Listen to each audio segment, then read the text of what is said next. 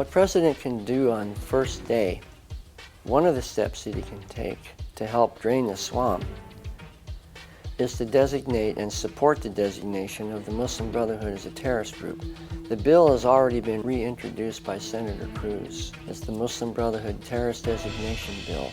Support that effort through the Republican and whatever Democrats support it on both the House and the Senate side, and carry it through, get it passed and signed. Because if he were to do that, he would send a shockwave around the entire global Islamic world and would put on notice all the pro-Sharia, pro-Jihad Islamic groups that America is serious again about protecting its borders and its citizens from threats of terror. And he could do it without firing a single shot or dropping a single bomb. That's walking softly and carrying a big stick.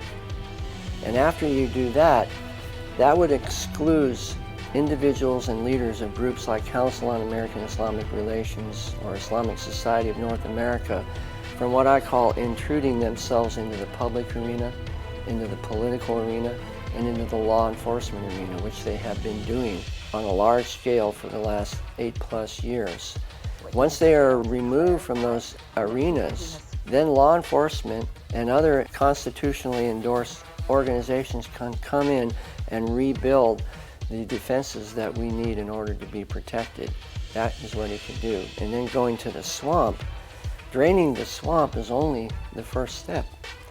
After you take the water out of the swamp, what you see is what's on the bottom, the debris, the sunken cars and other objects, and fish flopping around on the bottom. Some of them probably mutated from all the toxic goo that's down there on the bottom, because people have been dumping things over the side of the boat down into this proverbial swamp for years on end now.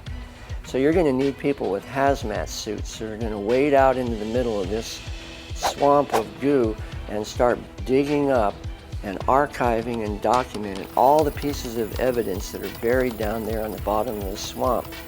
And that's one reason why we need a whistleblower commission, because there are people out there that know exactly where those objects are placed in the swamp. And they can help, just like in the crime scene movies that you see, literally lead the investigators back to the scene of the crime, dig that stuff up, lay it out on the table like in archaeology, wash it and clean it off, and then archive it and prioritize it, and then start to develop cases on each one of those pieces of information. And that, my friend, will markedly improve the security of America.